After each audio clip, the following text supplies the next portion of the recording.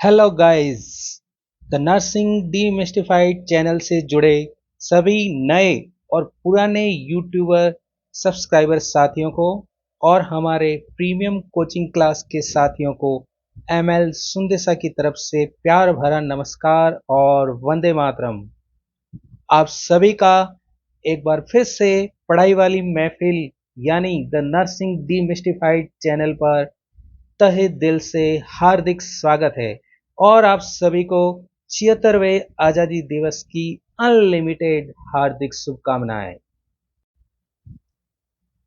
साथियों, हम लोग अपनी लाइफ में शिकायतों की लंबी चौड़ी लिस्ट में इतने उलझे रहते हैं कि जिंदगी कभी हमें गुड लक का अवसर भी देती है तो हम उसे नजरअंदाज कर देते हैं। सोचकर देखिए, आज ये अवसर किसी गुड लक से कम है क्या? पूरा देश आजादी की 76वीं वर्षगांठ को जोरों शोरों से सेलिब्रेट कर रहा है और हम सभी इस मंगल बेला के साक्षी है। तो एक बार फिर से आप सभी को स्वतंत्रता दिवस की ढेरों शुभकामनाएं। तो साथियों, सारा काम धाम छोड़कर अगले 1 घंटे के लिए जुड़ जाइए मेरे साथ और सजाते हैं पढ़ने पढ़ाने वाली महफिल। आज मैं आप सभी के लिए लेकर आया हूं पोलियो के टॉपिक पर बेहद धांसू क्लास। जब पहले से ओरल पोलियो वैक्सीन थी तो फिर हमें ये टीकाकरण सारणी में एफआईपीवी की एंट्री क्यों करानी पड़ी? क्या किसी बच्चे को ओरल पोलियो की 2 बूंद पिलाने से पोलियो की दवाई के कारण भी पोलियो हो सकता है? पोलियो विकलांगता कैसे फैलाता है? इन सारे सवालों के जवाब सुनने और समझने के लिए, पोलियो के बारे में आपके एग्जाम के लिए A to Z नॉलेज समझने के लिए और ऑफ कोर्स सिलेक्शन वाली तैयारी के लिए जुड़ जाइए मेरे साथ। आज का टॉपिक इतना जबरदस्त होने वाला है कि क्या मजाल कि पोलियो का सवाल इससे बाहर कहीं चला जाए। अगर आप सब पूरे फोकस के साथ आज की क्लास अटेंड करते हैं तो मेरी भी पूरी गारंटी है कि पूरा टॉपिक आपको साथ साथ याद करा के मानूंगा। और वीडियो के लास्ट में छुपा है आप सभी के लिए स्पेशल आजादी डिस्काउंट ऑफर। तो वीडियो के लास्ट तक बने रहिए मेरे साथ। So without any further delay let's get started. तो करते हैं शुरू कहानी आज की और ओपीवी से शुरू करते हैं और एक एक इंफॉर्मेशन को अच्छे से समझने के बाद फिर से घूम फिर के हम आएंगे ओपीवी पर और फिर बढ़ाएंगे कहानी को आगे। ओपीवी जिसकी फुल फॉर्म है ओरल पोलियो वैक्सीन। सबसे पहला वर्ड आता है ओरल। ओरल से आप दो जानकारी निकाल सकते हैं। ओरल रूट से देते हैं इसे, जिसे हम मेडिकल की भाषा में एब्रीविएशन के लिए पीओ लिखते हैं। मैंने कुछ दिन पहले आपको नोट्स के रूप में मेडिकल एब्रीविएशन शेयर किए थे। वहां भी आपने नोट किया होगा कि जब भी कोई ड्रग्स किसी पेशेंट को ओरल रूट से देनी होती है तो उसके लिए शॉर्ट फॉर्म पीओ लिखा जाता है, और जब काफी देर तक कुछ नहीं देना होता है ओरली तो उसके लिए हम एनपीओ लिखते हैं। तो ओरल पोलियो वैक्सीन का पहला वर्ड बताता है आपको कि ये ओरल रूट से देनी है। कितनी देनी है? 2 ड्रॉप्स। 2 ड्रॉप्स कितने की इक्वल होगी? 0.1 ml के। याद रखिएगा, ओरल पोलियो वैक्सीन की 2 बूंदें मात्रा में 0.1 ml के इक्वल होती है।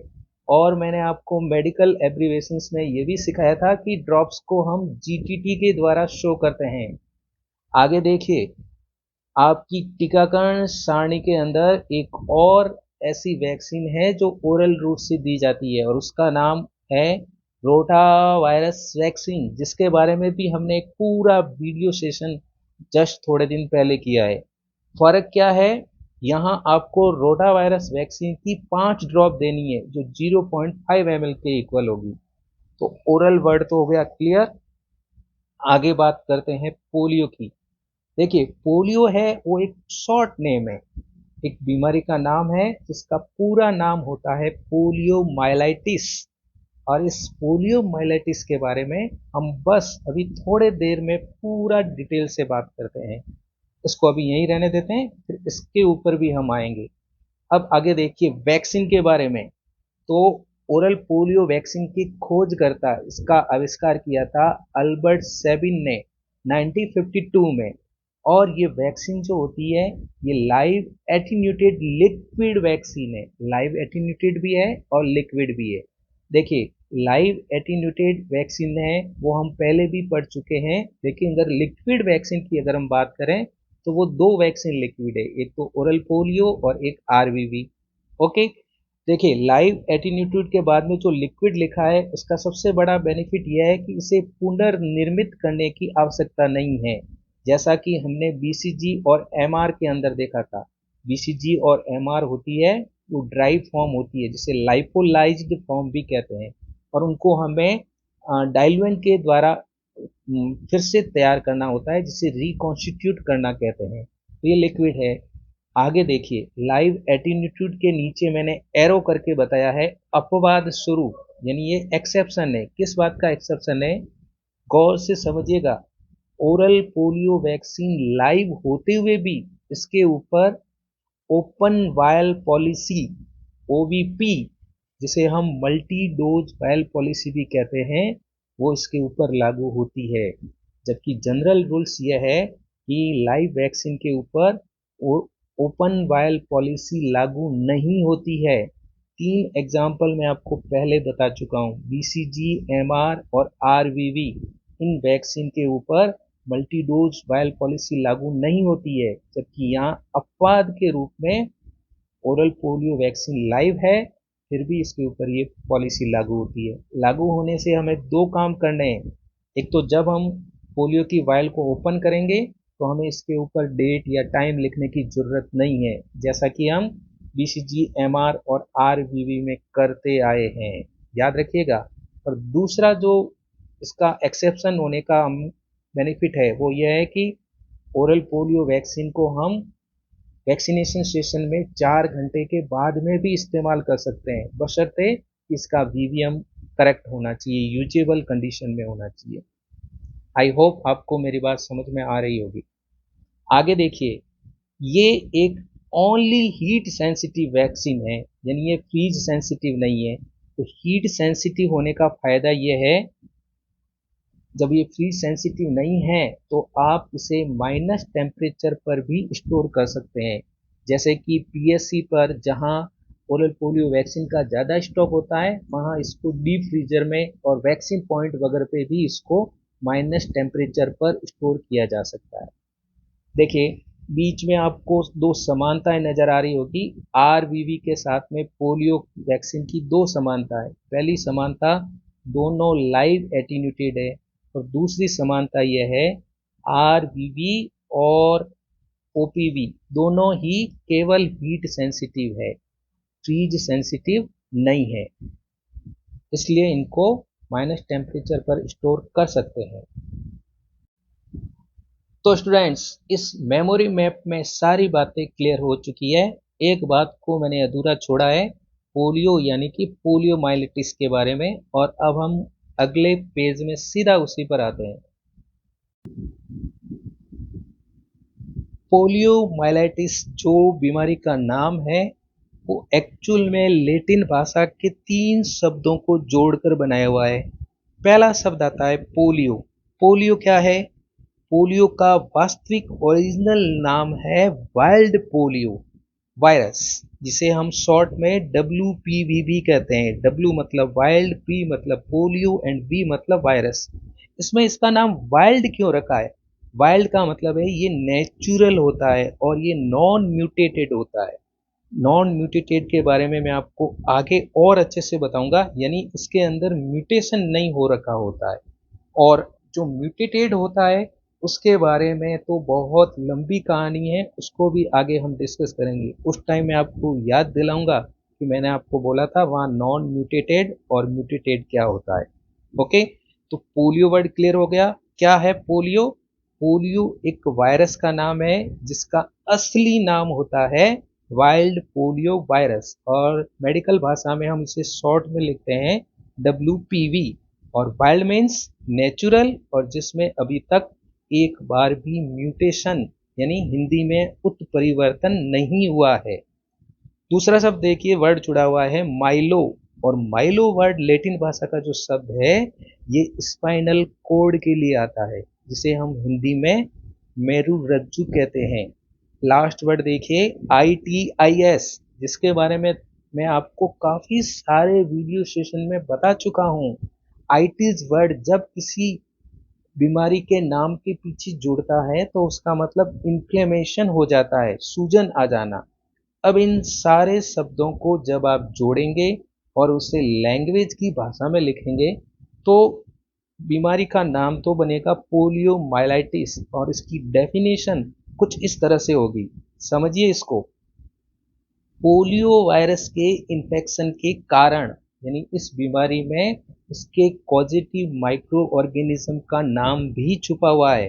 पोलियो वायरस के इन्फेक्शन के कारण स्पाइनल कोड के ड्यूरामेटर में, हमारी बॉडी में जो सेंट्रल नर्वस सिस्टम होता है, याद कीजिए एनाटॉमी को, नर्वस सिस्टम का जो पहला भाग होता है सेंट्रल नर्वस सिस्टम, जिसके दो इंपॉर्टेंट ऑर्गन होते हैं, ब्रेन और स्पाइनल कोड। तो यहाँ पर पोलियो की वजह से प्रॉब्लम कहाँ हो रही है? स्पाइनल कोड के अंदर, जिसे मेरुरज्जु कहते हैं, जो रीढ़ की हड्डी के अंदर छुपी हुई होती है। तो क्या हो गई परिभाषा? पोलियो वायरस के इन्फेक्शन के कारण स्पाइनल कोड के ड्यूरामेटर में, अभी हम ड्यूरामेटर का भी हिसाब क्लियर करते हैं, पहले एक बार आप परिभाषा समझिए। स्पाइनल कोड के ड्यूरामेटर में इन्फ्लामेशन हो जाना, वहां सूजन आ जाना, पोलियोमाइलाइटिस कहलाता है। अब मैं आपको बताता हूं ड्यूरामेटर क्या होता है।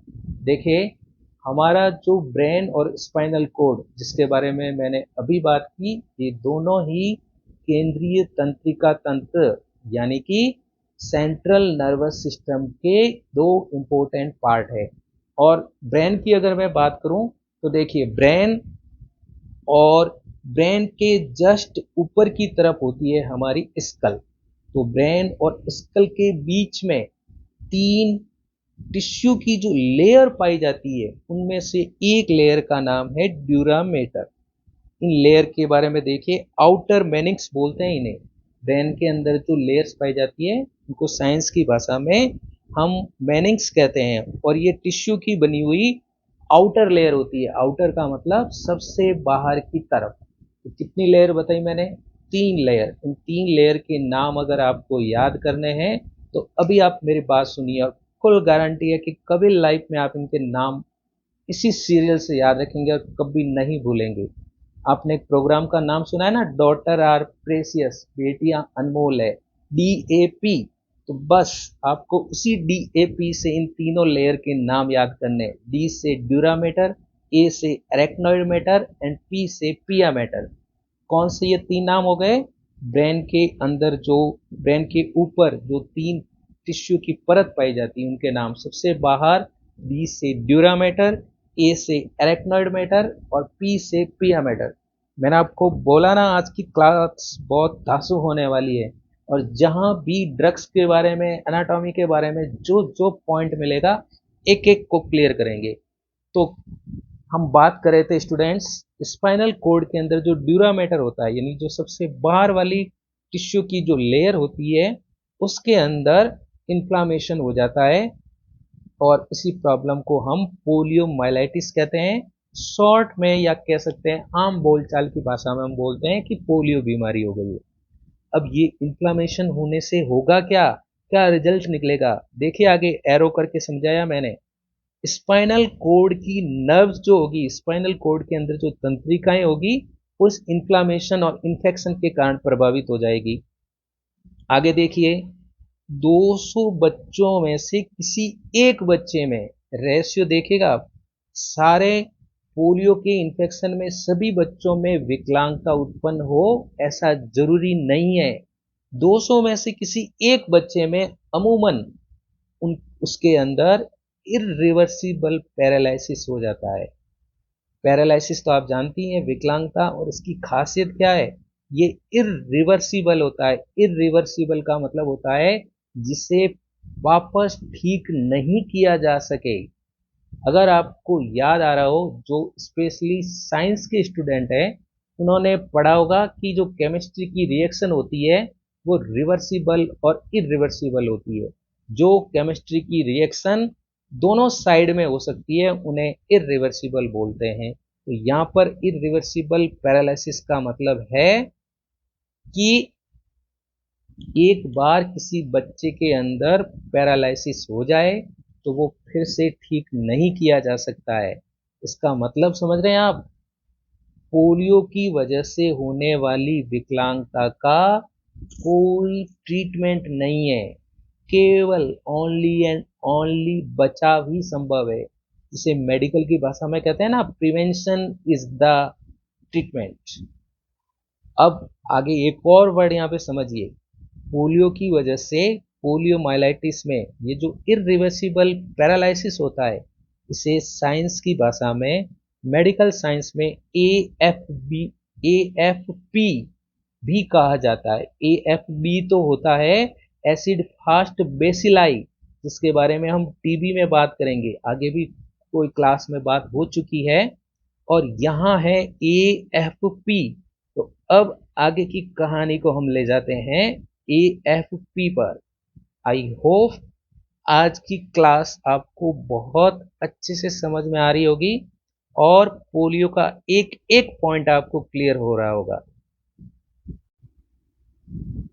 तो स्टूडेंट्स, आगे के वीडियो सेशन में अब हम AFP के बारे में बात करते हैं। देखिए, AFP का पूरा नाम है एक्यूट फ्लैसिड पैरालिसिस। एक एक वर्ड को अच्छे से समझते हैं। आप सभी अपना फोकस बनाए रखिए। हमें एक एक पॉइंट को, एक एक चीज को साथ के साथ याद करना है। तो सबसे पहला वर्ड आता है एक्यूट, और एक्यूट का मतलब होता है किसी हेल्थ प्रॉब्लम का, किसी बीमारी का हमारी बॉडी में अचानक से डेवलप हो जाना। इसका ऑपोजिट वर्ड होता है क्रॉनिक। जो बीमारियां धीरे धीरे फैलती है उन्हें हम क्रॉनिक कहते हैं। तो यहाँ पे पहला वर्ड आ गया एक्यूट, क्योंकि ये प्रॉब्लम अचानक से होगी। फ्लैसिड, फ्लैसिड का अर्थ होता है पैरों का ढीला पड़ जाना और बेजान हो जाना, यानी पैरों की जो मसल्स होती है तो इस प्रॉब्लम के अंदर उनकी मसल टोन बिल्कुल खत्म हो जाती है और पैरों की मसल्स काम करना बंद कर देती है, पैर एकदम से बेजान हो जाते हैं और इसी तरह से विकलांगता उत्पन्न होती है। और लास्ट वर्ड पैरालिसिस है, जिसे हम लकवा कहते हैं, और ये तो आप अच्छे से जानते ही है। तो डेफिनेशन क्या बनती है? अंडर 5 बच्चों में, याद रखिएगा, पोलियो का टारगेट एज ग्रुप होती है अंडर 5। इसीलिए हम 5 वर्ष से छोटी एज तक के बच्चों को ही पोलियो की दवा पिलाते हैं। आज आपको रीजन क्लियर हो गया होगा। तो डेफिनेशन समझिए, AFP की डेफिनेशन समझ रहे हैं। अंडर 5 बच्चों में अचानक बॉडी के लोअर पार्ट में, निचले हिस्से में, यानी पैरों के अंदर वीकनेस हो जाना और पैरालिसिस उत्पन्न हो जाना और पैरों की मसल टोन का लूज पड़ जाना AFP यानी कि एक्यूट फ्लैसिड पैरालिसिस कहलाता है। और अभी हमने डिस्कस किया था कि पोलियोमाइलाइटिस हो जाने के बाद 200 बच्चों में से अमूमन अप्रॉक्स किसी एक बच्चे में इतनी गंभीर हालत उत्पन्न हो सकती है। तो स्टूडेंट्स, ये बात तो क्लियर हो ही चुकी है कि पोलियो वायरस अंडर 5 एज वाले बच्चों को अधिक प्रभावित करता है और इसीलिए हम 5 वर्ष से छोटी एज और मैक्सिमम 5 वर्ष तक के बच्चों को ही OPV पिलाते हैं। AFP के 5 से 10% केस में, यहाँ मैंने गलती से F लिख दिया है, इसको P कर देते हैं। AFP के 5 से 10% केस के अंदर और भी सीवियर प्रॉब्लम हो जाती है, यानी रेस्पिरेटरी मसल्स जाम हो जाने के कारण बच्चों की डेथ हो जाती है। यानी उससे भी खतरनाक प्रॉब्लम जिसमें डेथ होने का खतरा रहता है। और उसकी वजह यह है कि ऐसे केस में बच्चों की रेस्पिरेटरी मसल्स जाम हो जाती है, जिस वजह से बच्चे सांस नहीं ले पाते हैं।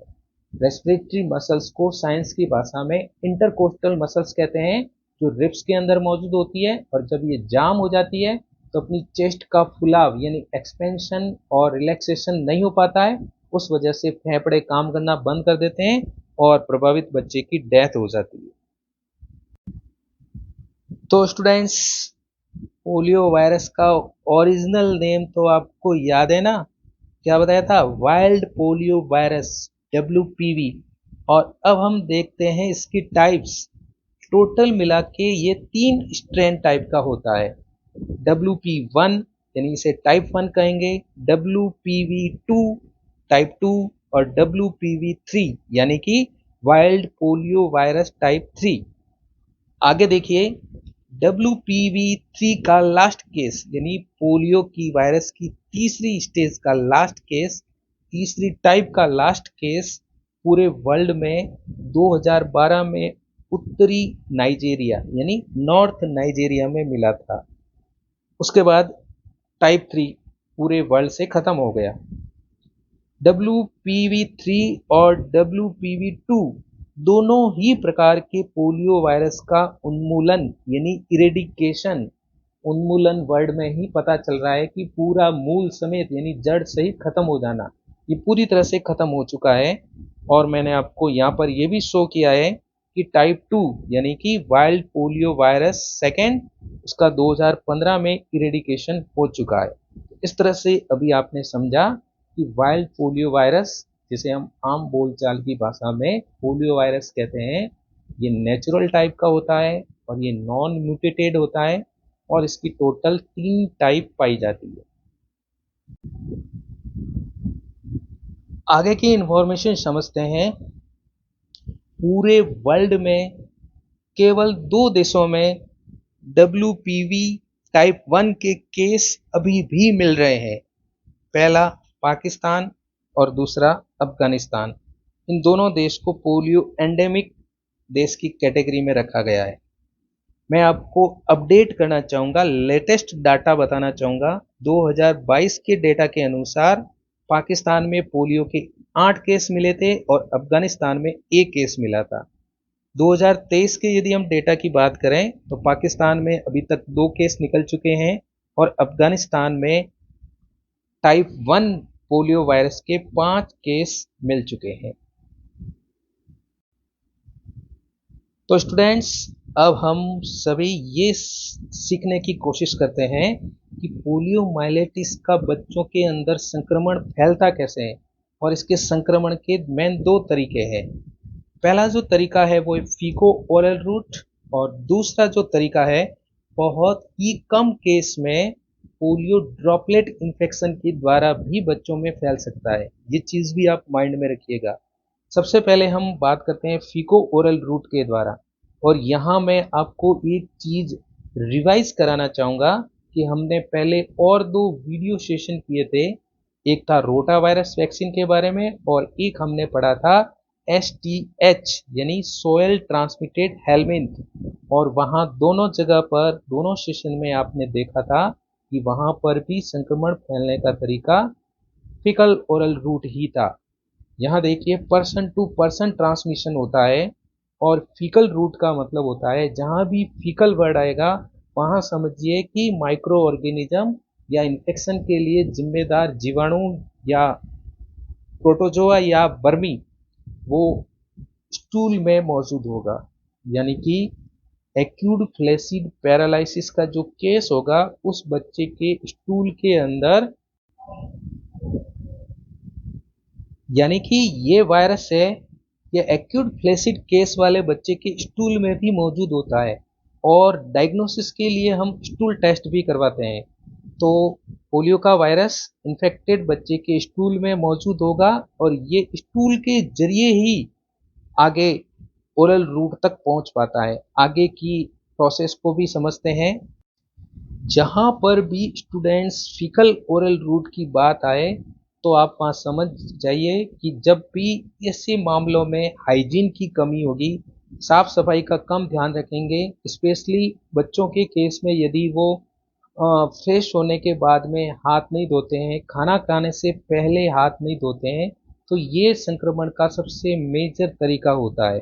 तो यहाँ पर भी वही है, हाइजीन की कमी से और ओपन डिफेकेशन के कारण। ओपन डिफेकेशन का कारण, जब बच्चे खुले में शौच करते हैं, खुले में स्टूल पास करते हैं, तब आसपास की जो मिट्टी होती है, आसपास के जो वाटर सोर्सेज होते हैं, वो भी इससे संक्रमित हो जाते हैं और उसके बाद में भोजन में संक्रमण फैलने की वजह से ये स्वस्थ बच्चों में संक्रमण फैलने लगता है। दूसरा तरीका भी मैंने आपको बताया कि ड्रॉपलेट के जरिए भी ये फैल सकता है, और फीकल ओरल रूट के बाद में जब ये वायरस माउथ से एंटर कर लेता है तो ये इंटेस्टाइन में पहुंच जाता है और वहां पर ये मल्टीप्लिकेशन करता है। मल्टीप्लिकेशन का मतलब गुणन करता है, अपनी संख्या को बढ़ाता है। देखिए यहाँ पे इंटेस्टाइन के नीचे मैंने एरो करके ओपीवी मोस्ट इफेक्टिव लिखा है, और इसका मतलब है कि पोलियो का वायरस बच्चों के इंटेस्टाइन में रहता है, इसीलिए जब हम ओरल पोलियो की दवाई पिलाएंगे तो वो इंटेस्टाइन में पहुंचते ही उसके ऊपर अटैक करेगी और उसे किल कर सकती है। इसलिए ओपीवी मोस्ट इफेक्टिव है, क्योंकि हम भी इसे ओरल रूट से दे रहे हैं और पोलियो का वायरस है वो भी इंटेस्टाइन के अंदर मौजूद है। तो स्टूडेंट्स, पोलियो माइलेटिस का ट्रीटमेंट कैसे करें? जी नहीं, पोलियो माइलेटिस का ट्रीटमेंट पॉसिबल ही नहीं है। No treatment, only prevention. केवल ओपीवी और आईपीवी के द्वारा हम इसकी रोकथाम कर सकते हैं। अगर एक बार पोलियो माइलेटिस हो जाए तो उसका ट्रीटमेंट नहीं हो सकता, केवल बचाव ही उपचार है। तो स्टूडेंट्स, वीडियो सेशन अटेंड करते समय आज आपको खुद को फील हो रहा होगा कि आपके एग्जाम के लेवल की एक एक चीज़ है वो यहाँ क्लियर हो रही है। तो आपसे निवेदन है, अपना फोकस बनाए रखिए और एक एक चीज़ को मेरे साथ के साथ ही याद कीजिए। बात करते हैं हम ओरल पोलियो वैक्सीन कितने टाइप की हो सकती है। तो स्टूडेंट्स, अभी हमने थोड़ी देर पहले पोलियो वायरस के बारे में टाइप पढ़ी थी। पोलियो वायरस कितने टाइप का हो सकता है? टोटल 3 टाइप्स हमने पढ़ी थी। और अगर आपको पोलियो वायरस की टाइप क्लियर हो गई है तो आपके लिए ओरल पोलियो वैक्सीन की टाइप समझना बहुत ही आसान हो गया है। समझिए, oral polio vaccine live polio virus से बनाई जाती है। सबसे शुरुआत में ही हमने पढ़ा था ये लाइव एटीन्यूटेड वैक्सीन है। तो ये किससे बनाई जाती है? लाइव पोलियो वायरस से। और पोलियो वायरस खुद 3 प्रकार का है, इसलिए ओरल पोलियो वैक्सीन की भी 3 टाइप होगी। ओपीवी की टाइप और सामने लिखा है कि वो कौन से टाइप के वायरस से बनाई गई है। सबसे पहले देखिए, नंबर 1 पे आती है MOPV, जिसका पूरा नाम है मोनोवैलेंट ओरल पोलियो वैक्सीन। देखिए, साइंस में मोनो वर्ड सिंगल के लिए आता है, यानी कि इस में मोनोवैलेंट में केवल वाइल्ड पोलियो वायरस 1 यानी टाइप 1 पोलियो वायरस ही मौजूद होता है। सेकेंड टाइप समझिए, bivalent, BOPV, bivalent oral polio vaccine. और साइंस के अंदर बाई या डाई शब्द जब जुड़ता है तो उसका मतलब 2 से होता है। अब यहाँ पर आपको काफी कॉन्सेंट्रेट होके, फोकस होके अपने दिमाग में एक बात को फिट करना है। जब बाई वर्ड आएगा तो जनरली आपके दिमाग में आएगा कि इसके अंदर टाइप 1 और टाइप 2 मौजूद होगी, लेकिन ऐसा हरगिज नहीं है। बाईवैलेंट में टाइप 1 और टाइप 3 मौजूद होती है।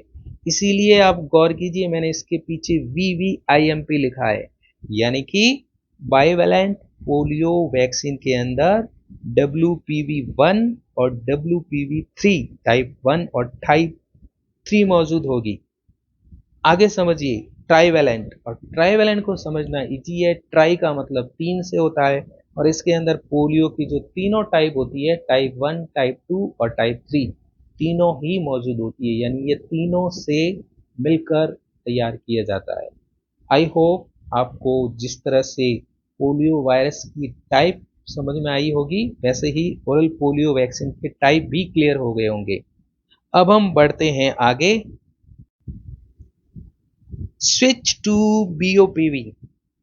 ये कैंपेन क्या है इसके बारे में समझते हैं। बहुत इजी है, आप फोकस से समझेंगे तो साथ के साथ याद होगी।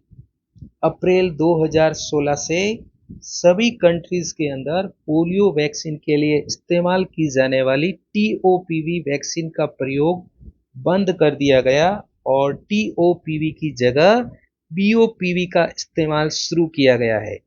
यानी कि स्विच का मतलब होता है ट्रांसफर होना। तो आप समझिए, अप्रैल 2016 से पहले पोलियो की दवाई इस्तेमाल की जा रही थी टीओपीवी, और अप्रैल 2016 के बाद टीओपीवी को तो कर दिया बंद और उसकी जगह अब हमें इस्तेमाल करनी है बीओपीवी। तो यही मैंने नीचे और क्लियर किया है। वर्तमान में पोलियो वैक्सीनेशन के लिए बीओपीवी का इस्तेमाल किया जा रहा है, यानी कि बाईवैलेंट ओरल पोलियो वैक्सीन का इस्तेमाल किया जा रहा है। एग्जाम के अकॉर्डिंग भी ये बहुत ही इंपॉर्टेंट है कि अभी करंटली पोलियो वैक्सीनेशन प्रोग्राम में कौन सी टाइप की पोलियो वैक्सीन का इस्तेमाल किया जा रहा है। ओके, तो स्टूडेंट्स ऐसे ही कैसे समझ लें कि टीओपीवी से बीओपीवी स्विच हो गया, कारण समझेंगे कि इसका इस्तेमाल बंद क्यों किया गया। एक एक पॉइंट क्लियर करेंगे आज। समझिए क्या चीज समझ रहे हैं। टीओपीवी का इस्तेमाल बंद क्यों किया गया। टीओपीवी में मौजूद 3 टाइप मौजूद होती है ना, उसमें से टाइप 2 स्ट्रेन की अब कोई जरूरत ही नहीं है, क्योंकि वाइल्ड पोलियो वायरस 2 टाइप 2 का ऑलरेडी उन्मूलन हो चुका है। याद है मैंने आपको थोड़ी देर पहले बताया था कि वाइल्ड पोलियो वायरस 2 का 2015 में ही उन्मूलन हो चुका है। कौन सी टाइप की बात कर रहा हूं मैं, टाइप 2 की। एक और रीजन सुनिए पहले, फिर आपको सारी चीजें क्लियर होगी। ये जो वाइल्ड पोलियो वायरस सेकंड है, इसके कारण अभी दुनिया के बहुत सारे देशों में सीवीडीपी के केस बहुत अधिक मिल रहे हैं। तो देखिए यहाँ पे 2 बातें आ गई। टीओपीवी में जो एक सेकेंड टाइप मौजूद है, एक तो उसका उन्मूलन हो गया फिर भी हम उसको यूज कर रहे हैं, और दूसरा वो वहां पे मौजूद है, वो एक नई समस्या ही खड़ी कर रहा है। उस समस्या का नाम क्या है, सीवीडीपी। फुल फॉर्म देखिए, circulatory vaccine derived polio virus. आजकल दुनिया के बहुत सारे देशों में ये एक नई प्रॉब्लम क्रिएट हो गई है। तो अब हमें इसकी कहानी को पढ़ना है। तो स्टूडेंट्स, सीवीडीपीवी नाम से तो आपको बहुत ही कोई मुश्किल बीमारी के बारे में लग रहा होगा, पर मैं आपको प्रॉमिस करता हूं इसको इतना सिंपल तरीके से सीखेंगे कि आपको आज का आज ही क्लियर हो जाएगा। समझिए इसको। फुल फॉर्म देखिए, फिर एक एक वर्ड को क्लियर करते हैं। सबसे पहला सी से है सर्कुलेटिंग। सर्कुलेटिंग क्यों वर्ड रखा है उसकी भी बात करेंगे। दूसरा वर्ड आता है वैक्सीन डेराइव्ड, और लास्ट वर्ड है पोलियो वायरस। तो ये तो आप जानते ही है कि पोलियो वायरस के 2 रूप संभव हो सकते हैं। एक के बारे में हमने पहले बात कर दी थी, वाइल्ड फॉर्म, और ये पोलियो का नेचुरल फॉर्म था। मैंने आपको याद आ रहा है वहां याद दिलाया था कि मैं आगे और बात करूंगा, जिसे हम वाइल्ड पोलियो वायरस भी कहते हैं। अभी जस्ट फिनिश किया है इसकी टाइप, WPV फर्स्ट, WPV2 और WPV3। तो पोलियो वायरस के 2 रूप हैं। पहला रूप जो होता है वो वाइल्ड फॉर्म होता है, जिसकी बातें पहले हो चुकी है। दूसरी फॉर्म की बात सुनिए। दूसरा भी पोलियो वायरस का एक और रूप हो सकता है, उसे हम बोलते हैं वैक्सीन डेराइव्ड, यानी वो वैक्सीन से व्युत्पन्न होने वाला। कहां से इसका जन्म होगा, वैक्सीन से, यानी वैक्सीन से ही वायरस बनेगा। इसके बारे में आप समझिए आगे की कहानी। तो स्टूडेंट्स, अभी जो चीज मैं आपको समझाने जा रहा हूं, यदि उसको आपने कैच कर लिया तो आपके लिए ये सब कुछ सीवीडीपीवी समझना बिल्कुल इजी हो जाएगा। ओरल पोलियो वैक्सीन में लाइव पोलियो वायरस कमजोर रूप में उपस्थित होता है। कमजोर होता है इसलिए तो वो बॉडी में जाने के बाद बीमारी क्रिएट नहीं करता है। तो कैसे रूप में मौजूद होता है, कमजोर रूप में। उसको लैब में कमजोर कर दिया जाता है। ओपीवी पिलाने के बाद यह कमजोर जीवित पोलियो वायरस इंटेस्टाइन में जाएगा, रेप्लिकेशन करेगा, रेप्लिकेशन मतलब अपनी संख्या बढ़ाएगा, और जैसे ही संख्या बढ़ाएगा उस बच्चे की बॉडी में एंटीबॉडीज बनने शुरू हो जाएंगे। ये एंटीबॉडीज उसके ब्लड में पहले से उपस्थित रहेंगे। अब अगर उस बच्चे की बॉडी में ओरिजिनल पोलियो वायरस यदि अटैक करेगा, हमने अभी पढ़ा है ना, फीकल ओरल रूट से यदि उसकी बॉडी में या ड्रॉपलेट इन्फेक्शन के द्वारा यदि उसकी बॉडी में पोलियो वायरस आ जाएगा तो ये एंटीबॉडीज पहले से मौजूद है और वो उसको किल कर देंगे। आई होप आपको समझ में आ रहा होगा। लेकिन देखिए, बहुत ही रेयर केस में, बहुत ही दुर्लभ केस में ऐसा होता है, 10 लाख बच्चों में से 4 केस में बच्चे को आपने ओरल पोलियो वैक्सीन दवाई पिलाई, और पिलाने के बाद उस वैक्सीन दवाई के अंदर जो कमजोर वायरस मौजूद था वो इंटेस्टाइन में पहुंच गया, और पहुंचने के बाद उसने क्या किया, खुद की जीनोम संरचना में म्यूटेशन करना शुरू कर दिया। उसकी जो जेनेटिक स्ट्रक्चर है उसके अंदर म्यूटेशन स्टार्ट हो गया। म्यूटेशन बोले तो उत्परिवर्तन। अब क्या होगा, वह और धीरे धीरे कमजोर वायरस जो था वो बाद में पोलियो फैलाने में सक्षम वायरस बन जाएगा, वो बन जाएगा पावरफुल, और यही आगे जाके प्रॉब्लम क्रिएट करेगा। तो 10 लाख बच्चों में से 4 बच्चों के अंदर ये प्रॉब्लम होती है, और उसके पीछे भी कोई खास कारण है। जिन बच्चों में इम्यूनिटी पावर लो होता है उनमें ये सीवीडीपीवी व्युत्पन्न होने की संभावना अधिक होती है। तो पोलियो दवाई के अंदर जो लाइव वायरस मौजूद था उस वायरस में अब म्यूटेशन होना शुरू हो गया, और अब हम उसे बोलेंगे म्यूटेंट वायरस। अब ये म्यूटेंट वायरस क्या होगा, उस बच्चे के स्टूल में भी मौजूद होगा। अब जहां पर हाइजीन की कमी होगी ऐसे एरिया में, और जहां पे बच्चों को ओपीवी वैक्सीनेशन भी नहीं पिलाया जा रहा है, तो वहां पर ये म्यूटेंट वायरस क्या करेगा, उस स्टूल के जरिए, हाइजीन की कमी के जरिए वहां पर उन अनप्रोटेक्टेड बच्चों में पहुंच जाएगा। अनप्रोटेक्टेड का मतलब जिन बच्चों को हम ओरल पोलियो दवाई नहीं पिला रहे हैं उन बच्चों के अंदर ये म्यूटेशन वाला वायरस है, वो धीरे धीरे धीरे आगे बढ़ते हुए सर्कुलेट होता रहेगा और उन बच्चों के अंदर वो पहुंच जाएगा। आगे देखिए, मैं लिखा है आगे से आगे ये दूसरे बच्चों में सर्कुलेट होता रहेगा, जैसे एक बच्चे से दूसरे में, दूसरे से तीसरे में, इस तरह से ये आगे फैलता रहता है। अब जिस बच्चे के अंदर इम्यूनिटी पावर लो है और जिसने अभी तक ओपीवी की दवा भी नहीं पी है, ऐसे लो इम्यूनिटी वाले, एक तो उसकी इम्यूनिटी लो और ऊपर से उसने कभी भी दवाई भी नहीं पी है, तो उसमें 10 लाख बच्चों में से किसी 4 बच्चों के अंदर क्या करेगा, ये सीवीडीपी वायरस, फुल फॉर्म याद हुई आपको, circulatory vaccine derived polio virus, ये वहां पर हो जाएगा एक्टिव, और एक्टिव होने के बाद ये वहां पर पोलियो माइलाइटिस उत्पन्न कर देगा। हमने तो दवाई यह सोच के पिलाई थी कि इससे बच्चे को जिंदगी में कभी पोलियो की बीमारी ना हो, और देखिए बड़ी ताज्जुब की बात है कि दवाई पिलाने के बाद उस दवाई की वजह से ही बच्चे को हो गया पोलियो। ये तो वो वाली बात हो गई कि जिस बाढ़ को खेत की सुरक्षा के लिए बनाया वो बाढ़ ही खेत को खा रही है। तो आई होप आपको ये सारी मैकेनिज्म, क्रियाविधि समझ में आ रही होगी। अभी भी अगर क्लियर नहीं हुई है तो मैं आपके सामने एक और पेज पे नोट्स को डायग्राम के रूप में क्लियर करता हूं, और पक्का पक्का उस डायग्राम से तो आपको डेफिनेटली क्लियर हो ही जाएगा। तो मैं आपको और भी सिंपल वे में अब समझाने जा रहा हूं कि सीवीडीपीवी से पोलियो फैलने का पैटर्न क्या है।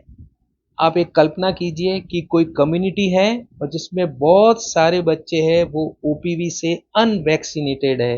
अनवैक्सीनेटेड का मतलब है उनको अभी तक कभी भी पोलियो की दवा पिलाई भी नहीं गई है, और ऊपर से उस कम्युनिटी में फीकल ओरल रूट से पोलियो फैलने के सभी अवसर मौजूद है। सभी अवसर का मतलब ड्रॉपलेट इन्फेक्शन फैलने के भी चांस है, और ऊपर से वहाँ साफ सफाई पे कुछ भी ध्यान नहीं दिया जा रहा है। स्पेशली वहाँ छोटे बच्चे हैं वो तालाबों के पास में या पानी पीने के जो सोर्स हैं उनके पास में ही स्टूल पास करते हैं। ऊपर से स्टूल पास करने के बाद हाथ भी नहीं धोते हैं और ना ही खाना खाने के बाद हाथ धोते हैं, खाना खाने से पहले, सॉरी, खाना खाने से पहले भी हैंड वॉश नहीं करते हैं। ये जो सारे फिकल ओरल रूट से पोलियो फैलने के चांसेज है वो भी उस कम्युनिटी में मौजूद है। आप ये कल्पना कीजिए। अब क्या होगा देखिए, पेपर को, मेमोरी मैप को आप समझिए। मान लीजिए कोई एक बच्चा है, ए बेबी है, और उसको आपने ओरल पोलियो वैक्सीन की दवाई पिलाई। कौन सी दवाई पिलाई? ट्राईवैलेंट। याद रखिएगा, सीवीडीपीवी फैलने का खतरा कौन सी दवाई से है? ट्राईवैलेंट से। और ये मैं आपको कहानी क्यों समझा रहा हूं कि हमने बीओपीवी पे स्विच क्यों किया। तो जब बच्चे को आप ट्राईवैलेंट पिलाएंगे दवाई, ट्राईवैलेंट दवाई से ही ये बीमारी होने का खतरा है। तो जैसे ही आप उस बच्चे को ट्राईवैलेंट ओरल पोलियो वैक्सीन पिलाएंगे, बच्चे का नाम क्या दिया हमने? ए बेबी। अब मान लीजिए उस बच्चे के अंदर वो दवाई गई थी, वो कमजोर रूप में, लेकिन उसने अपनी जीनोमिक स्ट्रक्चर के अंदर परिवर्तन करना शुरू कर दिया। उसमें हो गया म्यूटेशन चालू। किसमें म्यूटेशन चालू हुआ? ओरल पोलियो वैक्सीन के अंदर जो वायरस मौजूद है उसकी सेकेंड टाइप में। ट्राईवेलेंट दिए ना आप, ट्राईवेलेंट में तीनों टाइप है, तीनों में से 1 और 3 नंबर कोई गड़बड़ नहीं कर रही है, केवल जो सेकेंड टाइप है उसमें म्यूटेशन स्टार्ट हो गया। अब उस बच्चे के स्टूल में ये म्यूटेशन वाला यानी म्यूटेंट वायरस मौजूद है। अब ये ए से गया बी में, और मैंने आपको ऊपर ही बोला कि कम्युनिटी के अंदर बच्चों को पोलियो की दवाई तो आपने पिलाई नहीं, और ऊपर से वहाँ पे साफ सफाई का कोई ध्यान भी नहीं है। तो बी से ये गया सी में, सी से गया डी में, समझिएगा। और जैसे जैसे आगे बढ़ रहा है वैसे वैसे उस पोलियो वायरस के अंदर म्यूटेशन होता जा रहा है। ड्रॉपलेट इन्फेक्शन भी कारण डाल दीजिए इसमें, तो ये सी से डी और डी से आगे ई में पहुंच रहा है। या तो ये ऐसे सर्कुलेट हो सकता है या डायरेक्ट सर्कुलेशन के द्वारा ये बच्चों में फैल रहा है। तो ये ए से बी, बी से सी और सी से मान लो ये आ गया टी नाम के डी, और फिर डी से ई नाम के बच्चे में आ गया है। 3-4 बार ये सर्कुलेट हो गया, इसीलिए इसकी फुल फॉर्म में वर्ड यूज किया है सर्कुलेटिंग। सर्कुलेटिंग का मतलब सर्कुलेट होने वाला, एक से दूसरे में फैलने वाला। अब ई बच्चे के अंदर क्या हुआ, ये वायरस पहुंचा और वहां इसको पूरा मौका मिल गया और इसने उस बच्चे को पोलियो से संक्रमित कर दिया। अब आप यहाँ पे और गौर कीजिए, उस बच्चे के स्टूल में मौजूद होगा, क्या मौजूद होगा? सीवीडीपीवी, ना कि डब्ल्यूपीवी। अगर आपको ये बात क्लियर हो गई तो मैं समझता हूं आपको सब कुछ, सारी कहानी क्लियर हो गई। इस केस में बच्चे के स्टूल में वाइल्ड पोलियो वायरस मौजूद नहीं होगा, सीवीडीपीवी मौजूद होगा। कैसे पता चलेगा? उस बच्चे का जब स्टूल टेस्ट कराएंगे तब पता चलेगा कि इस कम्युनिटी में वो इस टाइप का पोलियो फैल रहा है। ओके। और उस बच्चे में जो पोलियो उत्पन्न हो गया है, उस पोलियो बीमारी को भी हमने एक नया नाम दिया है, VAPP, यानी CVDPV से उत्पन्न होने वाले पोलियो को मेडिकल की भाषा में कहते हैं VAPP। इसकी फुल फॉर्म समझिए और इसको समझना आसान है। V का मतलब वैक्सीन, A मतलब एसोसिएटेड यानी वैक्सीन से जुड़ी हुई, यानी कि यह वैक्सीन के कारण हो रही है। पैरालाइटिक पोलियो, पोलियो होगा और उसमें पैरालाइसिस उत्पन्न होगा, एक्यूट फ्लैसिड पैरालाइसिस होगा, पर इसकी खास बात क्या है? ये वैक्सीन के कारण हो रहा है, इसलिए इसका नाम रख दिया हमने VAPP। यहां मैंने देखिए ब्रैकेट में एक बॉक्स में लिखा है CVDPV बराबर करके लिखा है CVDPV2, यानी circulating vaccine derived polio virus जो होता है वो हमेशा ऑलवेज 2 यानी सेकेंड टाइप का ही होता है। आई होप आपको ये सारी कहानी समझ में आ गई होगी कि हमें ट्राईवेलेंट से बाईवेलेंट में क्यों स्विच होना पड़ा, और कभी कभी हम बच्चों की भलाई के लिए पोलियो की दवाई पिलाते हैं, पर 10 लाख बच्चों में से कोई 4 बच्चों को उस दवाई की वजह से भी पोलियो की बीमारी हो सकती है। और इन सब चीज़ों के खतरों को देखते हुए इस नई समस्या को दूर करने के लिए ही WHO ने फैसला किया कि अप्रैल 2012 के बाद हम ट्राईवेलेंट ओरल पोलियो वैक्सीन का इस्तेमाल करना बंद कर देंगे और उसकी जगह हम बाईवैलेंट का यूज करेंगे। बाईवैलेंट के अंदर 1 और 3 होगा, 2 वायरस, सेकेंड नंबर का वायरस मौजूद ही नहीं होगा, तो ये प्रॉब्लम से हमें छुटकारा मिल जाएगा। हेलो, आज की वीडियो क्लास में ब्रेक की कोई गुंजाइश नहीं है और एक एक चीज क्लियर करेंगे। अभी तो बहुत सारी नई चीजें सीखनी बाकी है, तो स्टूडेंट्स बनाए रखिए अपना फोकस। और अब हम बात करते हैं पोलियो की हिस्ट्री के बारे में और आपको कुछ नए अपडेट देता हूं। 1995 में 1995 में 16 मार्च को राष्ट्रीय पल्स पोलियो टीकाकरण कार्यक्रम शुरू हुआ था और इसे यूआईपी यानी यूनिवर्सल इम्यूनाइजेशन प्रोग्राम के साथ रूटीन टीकाकरण में, बार बार ये वर्ड आगे हम यूज लेंगे, आरआई, इसकी फुल फॉर्म होती है रूटीन इम्यूनाइजेशन, यानी ये रूटीन टीकाकरण में इसको जोड़ दिया गया था। आगे अपडेट सुनिए। 27 नवंबर 2009 को राजस्थान में भरतपुर जिले में पोलियो का लास्ट केस मिला था। पोलियो ने राजस्थान के सभी जिलों का भ्रमण किया, लेकिन भरतपुर वालों ने लास्ट में 27 नवंबर 2009 को भरतपुर जिले के लोगों ने इसको वहां से ऐसा भगाया कि बाद में ये राजस्थान में फिर से एंट्री तक नहीं हो पाया। आगे और सुनिए। हम राजस्थानी लोग इंडिया से 2 कदम आगे रहते हैं, इसलिए हमने तो पोलियो को राजस्थान में 2009 से ही भगा दिया था, लेकिन अब ये इंडिया में भी नहीं, इंडिया से बाहर नहीं निकला था। इंडिया से बाहर निकलने में इसको पूरे 2 साल लग गए। बोलते हैं ना कि 13 का अंक अशुभ होता है, तो 2011 का जो साल था वो पोलियो के लिए बड़ा ही अशुभ साबित हुआ, और उसमें से भी जनवरी की 13 तारीख, इस दिन को भारत में वेस्ट बंगाल में हावड़ा में पोलियो का लास्ट केस मिला था। पश्चिम बंगाल में कोलकाता के अंदर एक हावड़ा शहर है, वहां इसका लास्ट केस मिला था। आपने हावड़ा ब्रिज का तो नाम सुना ही होगा, और आप इसको याद करने के लिए ऐसे कल्पना कीजिए कि 13 जनवरी 2011 को पोलियो ने दुखी होकर हावड़ा ब्रिज से कूदकर सुसाइड कर लिया कि अब इंडिया वाले मुझे अपने कंट्री में नहीं रहने देंगे। और आपने हिंदी का मुहावरा तो सुना ही होगा, 9-2-11 हो जाना। 9 मतलब 2009, 2009 के अंदर ये राजस्थान से 9-2-11 हो गया, और फिर आया 2-11 यानी 2011 में ये भारत से आउट हो गया। तो हो गए ना आपको अपडेट आज के आज साथ के साथ याद। आगे के कुछ और अपडेट समझते हैं। 27 मार्च 2014 को वर्ल्ड हेल्थ ऑर्गेनाइजेशन ने भारत के साथ साथ, यानी भारत को तो किया ही किया, भारत के साथ साथ साउथ ईस्ट एशिया क्षेत्र को भी पोलियो फ्री क्षेत्र घोषित कर दिया था।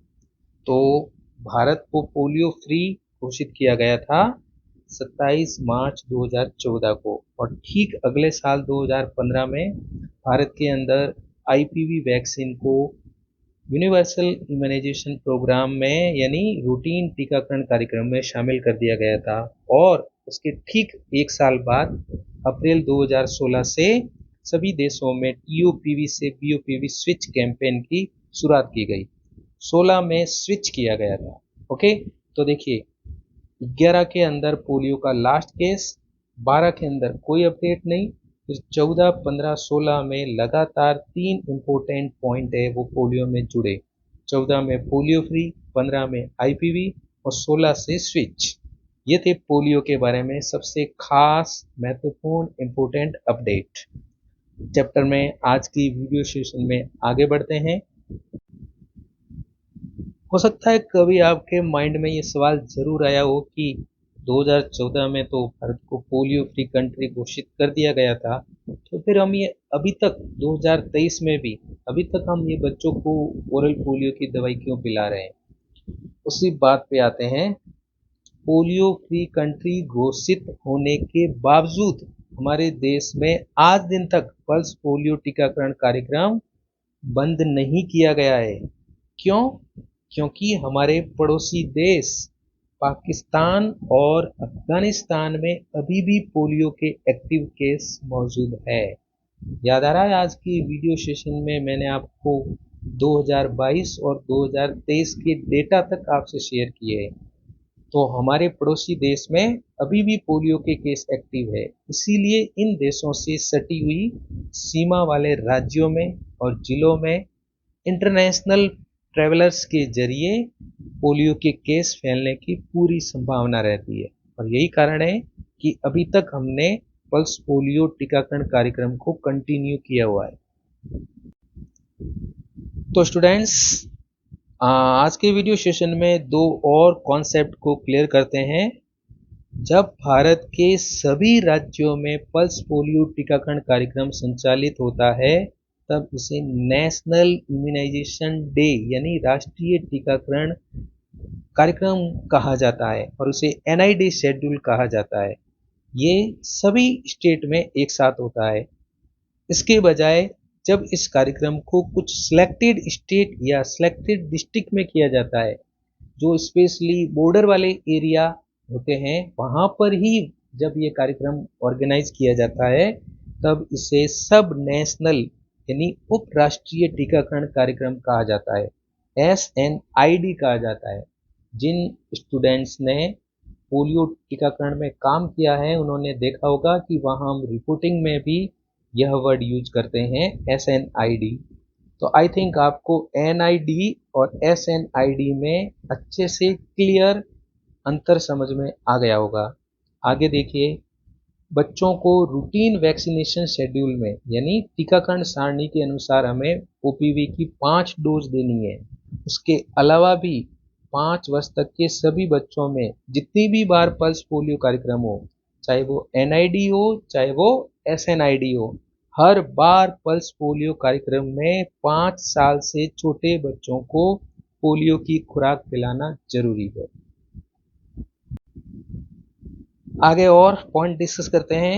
UIP के रूटीन टीकाकरण शेड्यूल में कुछ 5 बार OPV की डोज दी जानी चाहिए, इसके बारे में अभी हमने बात की है।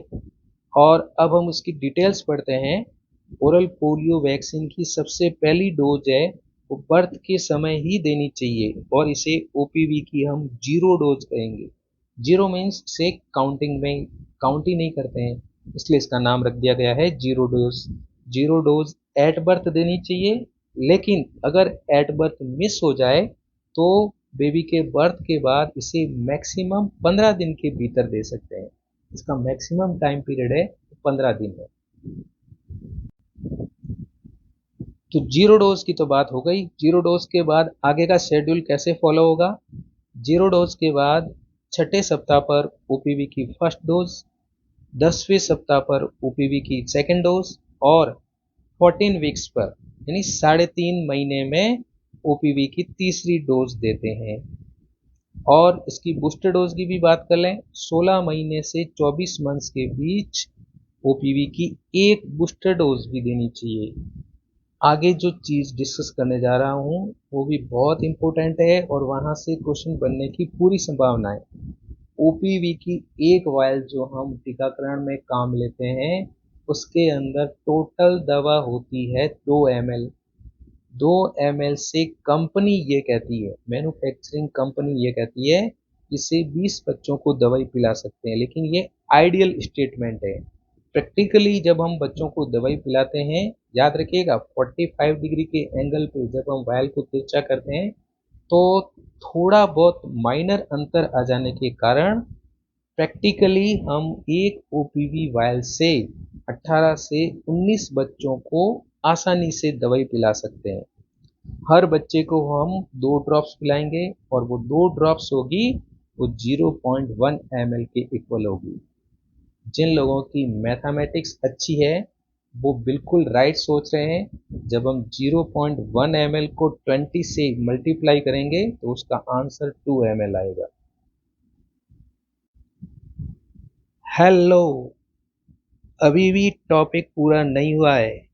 एक एक चीज़ क्लियर करनी है और इतना बेस्ट क्लियर करनी है कि पोलियो के बारे में फिर आपको कोई नोट्स पढ़ने की जरूरत ही ना पड़े। तो देखिए, डायरिया से ग्रसित बच्चों को भी ओपीवी की डोज देनी चाहिए, लेकिन उस डोज को आरआई में काउंट करने की बजाय, आरआई बोले तो रूटीन इम्यूनाइजेशन में काउंट करने की बजाय उस बच्चे को हम एक एक्स्ट्रा ओपीवी डोज देंगे। एक और कंडीशन बनती है, अगर कोई बच्चा ओपीवी डोज पिलाने के तुरंत बाद में दवाई को थूक देता है या वॉमिटिंग कर देता है, तो भी हमें उस बच्चे को दोबारा डोज देनी जरूरी है। मुझे लगता है काफ़ी सारे स्टूडेंट को ये सब चीज़ें पढ़ते टाइम अपने ट्रेनिंग पीरियड के पोलियो ड्यूटी वाले दिन ज़रूर याद आ रहे होंगे, लेकिन काफ़ी सारी चीज़ें तो 100% आज ही आपके माइंड में क्लियर हो रही होगी। नेक्स्ट देखिए, ओपीवी डोज पिलाने के बाद बच्चे की लेफ्ट हैंड की लिटिल फिंगर पर मार्किंग करनी चाहिए। हैंड लेना है लेफ्ट और उसकी फिंगर लेनी है लिटिल, सबसे छोटी फिंगर। और आगे सुनिए, पल्स पोलियो अभियान में डोर टू डोर जब वैक्सीनेशन करते हैं तो घर पे मार्किंग करने का तरीका भी चेंज हो गया है। नया तरीका देखिए, सबसे पहले तो हमें एक प्लस का निशान बनाना है और प्लस के निशान में जो तिरछी लाइन है, आड़ी लाइन है, उसको एरो से बताना है, एरो से। क्लियर दिख रहा है ना आपको स्क्रीन के ऊपर? अब देखिए, एरो का निशान बनाने से यहाँ पे टोटल 4 खाने बन गए। एक खाने में देखिए, ऊपर की तरफ है हाउस नंबर और नीचे की तरफ है टीम नंबर। अभी तो आपको याद रह जाएगा, बाद में आप ये कंफ्यूज हो सकते हैं कि ऊपर टीम नंबर है कि हाउस नंबर है। तो याद रखिए, टीम हाउस में घुस सकती है, न कि हाउस टीम में घुस सकता है। इसलिए हाउस तो रहेगा ऊपर और टीम रहेगी नीचे। सामने की तरफ देखिए, P/X लिखा है, तो अगर आपको हाउस और टीम नंबर सही से याद हो गए तो हाउस नंबर के सामने यानी हाउस के ऊपर हमें लगाना है P या X और नीचे लिखनी है डेट। कभी भी डेट को ऊपर नहीं लिखते हैं, नीचे ऊपर P करते हैं या X करते हैं और नीचे डेट लिखते हैं। इस तरह से ये 4 चीजें शो करते हैं। और एक और चीज याद रखिएगा, अगर किसी घर में 5 साल से छोटा एक भी बच्चा नहीं है तो घर पर P मार्क करेंगे, ना कि X मार्क करेंगे। इस चीज को भी अच्छे से नोट करना है और दिमाग में रखना है। हेलो स्टूडेंट्स, मैं समझता हूँ आज का वीडियो सेशन आपको खुद को भी बड़ा धांसू लग रहा होगा। ये सारी बातें सुनने में समझने में आपको बड़ी सिंपल लग रही होगी, पर थोड़ा सा भी कंफ्यूजन हो जाए तो ये आपका क्वेश्चन अटका सकती है। चलिए हम आगे बात करते हैं। पल्स पोलियो अभियान में बूथ वाले दिन यानी फर्स्ट डे जब हम काम करते हैं तो जो टेलीशीट काम में लेते हैं वो 8C टेलीशीट हमारे को काम में लेनी है और उसमें हम एक टेलीशीट में मैक्सिमम 300 बच्चों की एंट्री कर सकते हैं। मैं फर्स्ट डे की बात कर रहा हूँ, मैं आपको स्क्रीन पे दिखाता हूँ। देखिए, ये 8C टेलीशीट आपको नजर आ रही होगी, 8C। और यहाँ पे देखिए आप, मैक्सिमम आपको 300 बच्चों की एंट्री हो सकती है। मैक्सिमम 300 बच्चों की मैं बात कर रहा हूँ।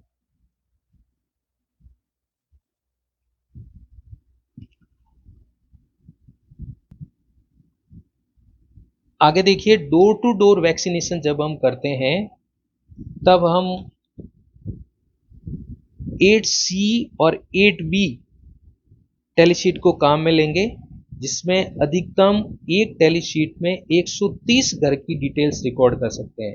फर्स्ट डे जो सीट काम में लेंगे उसमें 300 बच्चों की एंट्री होगी मैक्सिमम, और यहाँ डोर टू डोर वैक्सीनेशन के लिए हम जो काम में लेंगे 8D, उस 8D में आप देखिए मैक्सिमम 130 घर की एंट्री हो सकती है। स्क्रीन पे आपको नजर आ रहा होगा, ये 8D टेलीशीट है और इस 8D टेलीशीट में आप मैक्सिमम 130 घरों की एंट्री कर सकते हैं।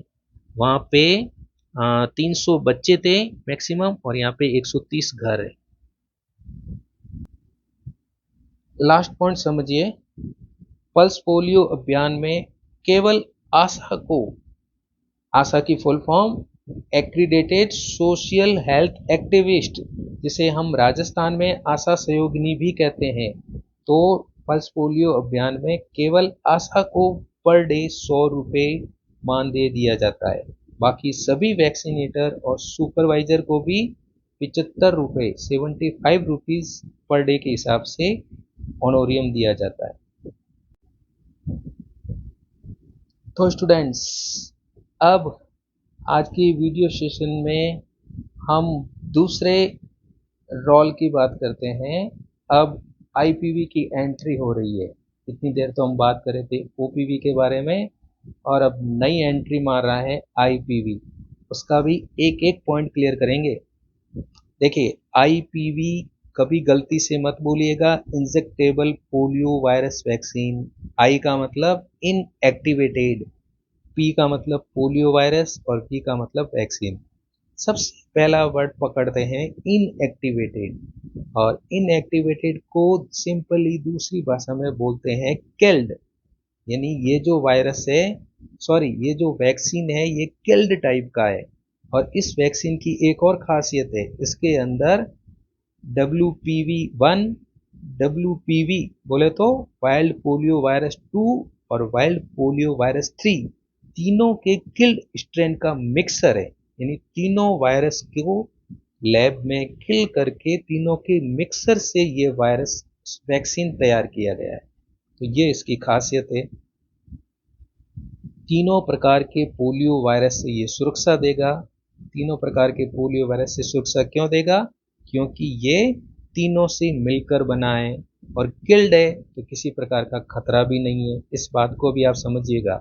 अब इसके मैं यहाँ पे एडवांटेज बता रहा हूँ, जिसमें से एक एडवांटेज मैंने आपको अभी बताया कि इसकी आईपीवी की पहली खासियत, पहला इसका बेनिफिट है कि ये तीनों प्रकार के पोलियो वायरस से बच्चों को सुरक्षित रख सकता है। दूसरा इसका एडवांटेज देखिए, आईपीवी इस्तेमाल करने से circulatory vaccine derived polio virus और वैक्सीन एसोसिएटेड पैरालाइटिक पोलियो, याद आ रहे हैं दोनों वर्ड जिसके बारे में हमने खूब अच्छे से पीछे डिस्कस किया है। इन दोनों का रिस्क जीरो रहता है। जीरो रिस्क किससे है? आईपीवी से। वहां तो इनका रिस्क था 10 लाख में 4 बच्चों का। कहां पर? ट्राईवेलेंट ओपीवी के केस में। लेकिन यहां पर जीरो रिस्क रहेगा। और तीसरा बेनिफिट यह है, अगर हम ओपीवी और आईपीवी दोनों को यूज करें, जैसा कि अभी हम कर रहे हैं इंडिया के अंदर, तो उससे बच्चों को पोलियो से डबल सुरक्षा मिल जाएगी। आईपीवी में जो इंपॉर्टेंट बात पीछे रह गई है उसको मैंने साइड में देखिए एरो से शो किया है। आईपीवी का आविष्कार है वो जॉन्स साक ने 1960 में किया था।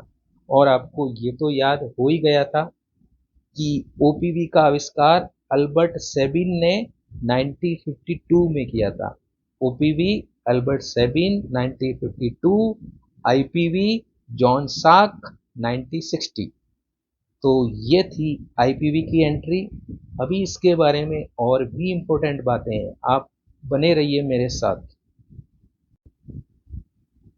ओपीवी से अगर इसकी तुलना करें तो ओपीवी तो था केवल हीट सेंसिटिव, व फ्रीज सेंसिटिव था ही नहीं।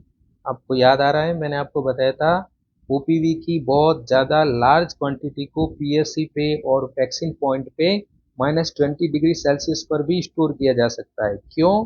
क्योंकि वो फ्रीज सेंसिटिव है ही नहीं। लेकिन अगर हम आईपीवी की बात करें तो आईपीवी हीट सेंसिटिव भी है और फ्रीज सेंसिटिव भी है। यह हीट सेंसिटिव है, इसलिए क्या चीज़ ध्यान रखेंगे? ILR बोले तो आइस लाइन रेफ्रिजरेटर में इसे 2 डिग्री सेल्सियस से 8 डिग्री सेल्सियस पर स्टोर करेंगे। और ये फ्रीज सेंसिटिव है, उसका क्या करना है? आपको सारे कॉन्सेप्ट पहले क्लियर करा चुका हूँ। आईपीवी फ्रीज सेंसिटिव है, इसलिए नंबर 1, जमी हुई वैक्सीन को कभी इस्तेमाल नहीं करेंगे। ILR में इसे ऊपर की तरफ रखेंगे और वैक्सीनेशन सेशन में इसे आइस पैक पर नहीं रखेंगे। ये सारी चीज़ें, सारे कॉन्सेप्ट हमने आगे के 3-4 वीडियो सेशन में सीखे हैं। ये फ्रीज सेंसिटिव है, फिर भी इसमें हम शेक टेस्ट नहीं करेंगे। ये सबसे इम्पोर्टेंट बात है जो आपको याद रखनी है। पीछे सारे वैक्सीन में हमने देखा था कि फ्रीज सेंसिटिव होने पे हमें शेक टेस्ट करना है, पर आईपीवी एक अपवाद है, इसमें ये फ्री सेंसिटिव है, फिर भी यहाँ हम सेक टेस्ट नहीं करेंगे और इसका कारण यह है इसके अंदर एल्यूमिनियम एजुवेंट मिक्स होता है। ओके, आईपीवी की मात्रा 0.5 ml है और इसको आईएम रूट से लगाया जाता है। हालांकि आईपीवी लॉन्च होने के बाद इसको कुछ ही टाइम के लिए इस्तेमाल किया गया, फिर इसको एफआईपीवी में कन्वर्ट कर दिया गया। तो अब आगे की कहानी आएगी कि आईपीवी से एफआईपीवी क्यों बनाया गया। अभी क्लियर करते हैं उसे। बोल रहा हूं बार बार, फोकस बनाए रखिए और एक एक चीज क्लियर करेंगे और यही क्लास में ही साथ साथ याद भी करेंगे। तो स्टूडेंट्स, अब हम सीखते हैं कि आईपीवी से एफआईपीवी बनाते कैसे हैं। आईपीवी की फुल फॉर्म में एक नया वर्ड जुड़ेगा, एफ यानी फ्रैक्शनल, और फ्रैक्शनल वर्ड बनाए फ्रैक्शन से। फ्रैक्शन का मतलब होता है किसी एक साबुत चीज के बराबर भाग करना।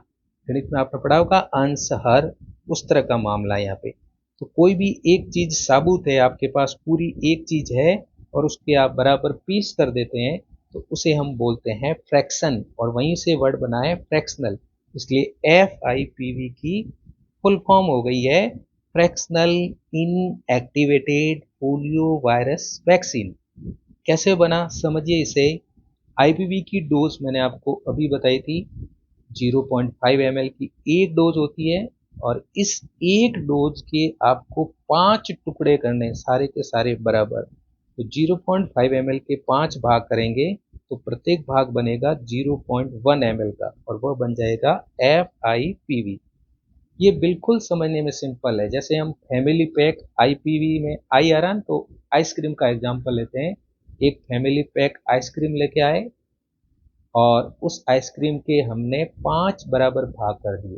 पहले फैमिली पैक था, तब आईपीवी, और जब उसके पीस कर दिए 5 बराबर तो बन गए FIPV। 0.5 ml था, 5 पीस किए, हर एक के अंदर कितना आएगा 0.1 ml, 0.1 ml, और इस तरह से 5 भाग बन गए। यानी हम यूं कह सकते हैं कि FIPV फुल आईपीवी की सिंगल डोज का 1/5वां भाग है। मैं बोला था ना यहाँ अंश हर वाली बात हो रही है, तो ये फुल आईपीवी का 1/5वां भाग है। अब दिमाग में क्वेश्चन आएगा कि उसके 5 भाग कर लिए तो क्या ये उतना ही पावरफुल रहेगा जितना सिंगल आईपीवी पावरफुल था। उसको भी क्लियर कर लेते हैं। तो आईपीवी से एफआईपीवी क्यों बनाई गई? दो मोटे मोटे कारण है। फर्स्ट कारण, ग्लोबल लेवल पर यानी पूरे वर्ल्ड में अचानक से आईपीवी को लॉन्च किया गया तो उसकी काफ़ी शॉर्टेज हो गई। एक फुल डोज आईपीवी से कुल 5 आईपीवी डोज बन जाती है। अभी हमने उसका हिसाब किताब देखा है। इस प्रकार एफआईपीवी के प्रयोग से हम ये जो आईपीवी की शॉर्टेज हो रही है पूरे वर्ल्ड में, उसको हम काफ़ी हद तक पूरा कर सकते हैं, क्योंकि इसमें 1 से 5 बन रही है। तो जो शॉर्टेज आ गई है एक, वो तो एक तो इससे पूरी हो जाएगी। एक फ़ायदा तो ये है। दूसरा कारण देखिए कि आईपीवी से एफआईपीवी क्यों बनाया। क्लिनिकल ट्रायल से ये प्रूव हो चुका है कि जब हम एक सिंगल आईपीवी डोज लगाते हैं और उसकी बजाय जब हम बच्चों में एफआईपीवी की 2 और अभी तो 3 अलग अलग डोज कर दिए।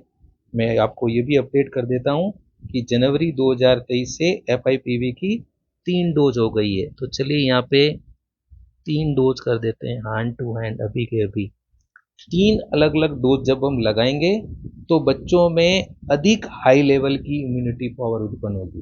देखिए, समझने में ऐसा लगता है कि आईपीवी सिंगल ज़्यादा पावरफुल होगी, जबकि क्लिनिकल ट्राई किए, जब जब साइंटिस्ट ने क्लिनिकल ट्रायल किए तब ये बात सामने आई कि एफआईपीवी गैप गैप से थोड़ा थोड़ा लगाते हैं तब ज़्यादा एंटीबॉडी डेवलप होते हैं। तो ये तो और भी अच्छी बात हो गई, शॉर्टेज भी पूरी हो गई और पहले से हमें ज़्यादा इम्यूनिटी पावर मिल रहा है, तो हमें आईपीवी से एफआईपीवी पे उसको ट्रांसफ़र करने में, उसकी ज़्यादा डोज बनाने में कोई प्रॉब्लम नहीं है। तो स्टूडेंट्स, वीडियो में मेरे साथ बने रहिए।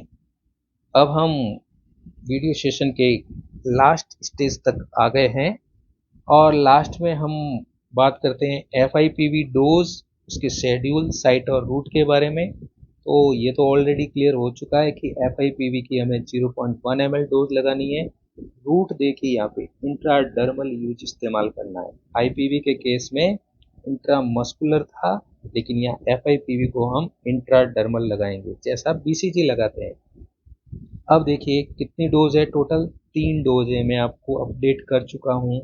जनवरी 2023 से इसकी तीसरी डोज जोड़ी गई है। पहले केवल 2 ही डोज चलती थी, अब इसकी 1 डोज को और ऐड कर दिया गया है। ये भी आपको अच्छे से क्लियर कर दूं कि तीसरी डोज को थर्ड डोज ही कहा जाएगा, इसे बूस्टर डोज नाम नहीं दिया जाएगा। तो देखिए FIPV1 लगेगा छठे सप्ताह पे, यानी 1.5 महीने की एज पे, और दूसरा भी लगेगा, वो लगेगा 14 सप्ताह पे यानी 2.5 महीने की एज पे, और तीसरा लगाएंगे हम 9 महीने पे। डेल्टोइड मसल में लगाना है, इंट्राडर्मल रूट से लगाना है, लेकिन सबसे इम्पोर्टेंट अगर कोई बात है तो वो ये समझनी है कि पहली और दूसरी डोज है वो राइट अपर आर्म पे लगेगी, और तीसरी जो लगेगी वो लेफ्ट अपर आर्म पे लगेगी। लेफ्ट अपर आर्म पे हमने BCG लगाया था एट बर्थ, तो वहीं पर 9 महीने बाद हमें लगानी है FIPV की थर्ड डोज।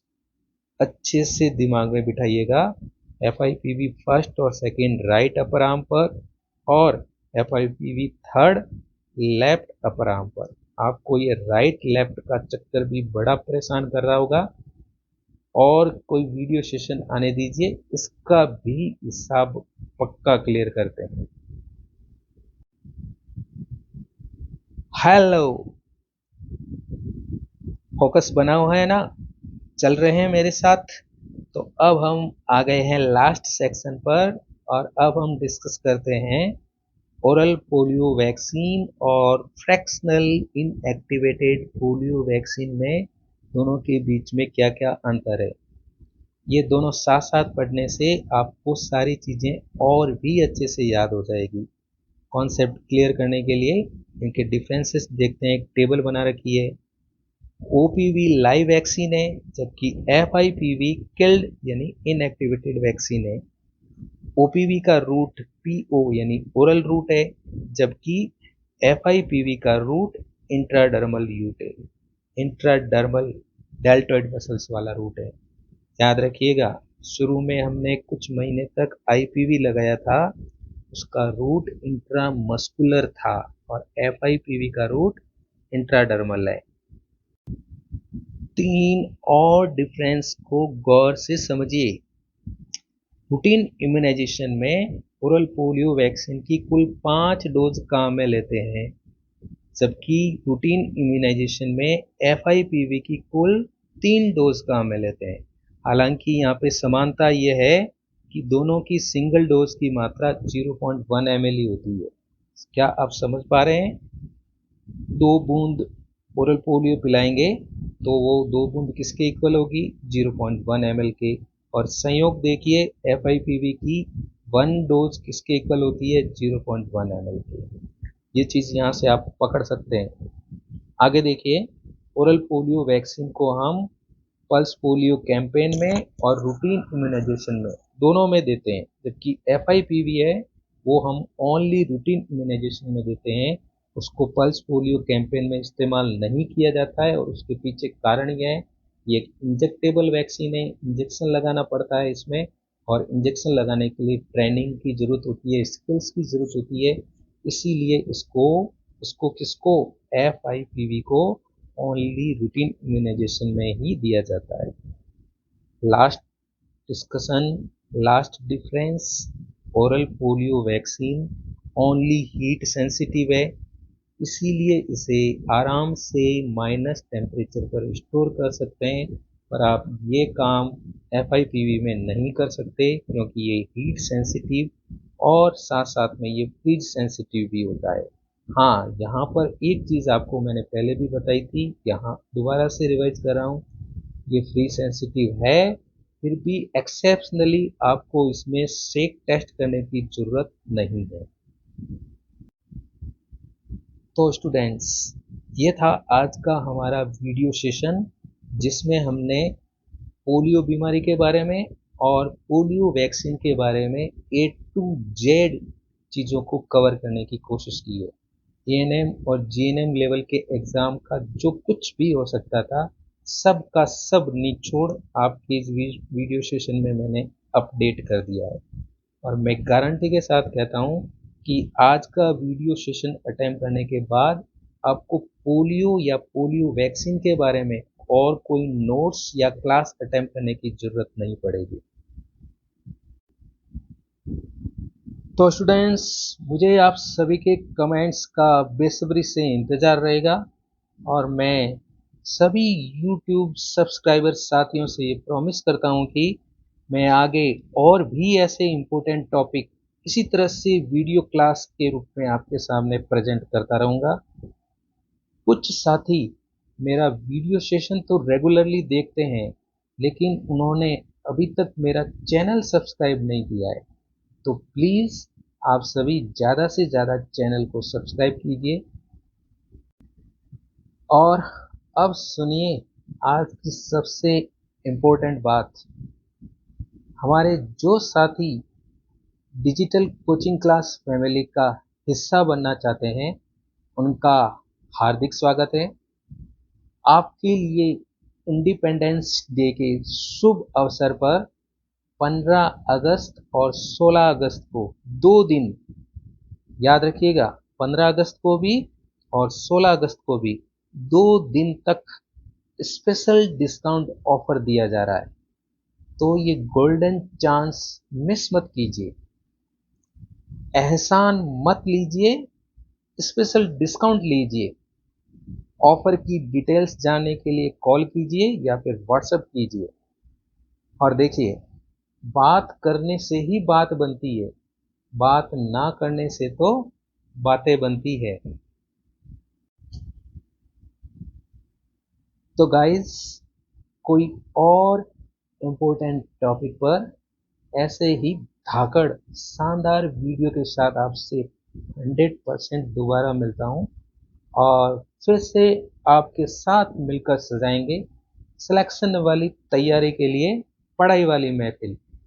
आखिर में वही मन की बात, कीजिए धाकड़ मेहनत और पूरा प्रयास, फिर देखिएगा सफलता खुद चलकर आएगी आपके पास।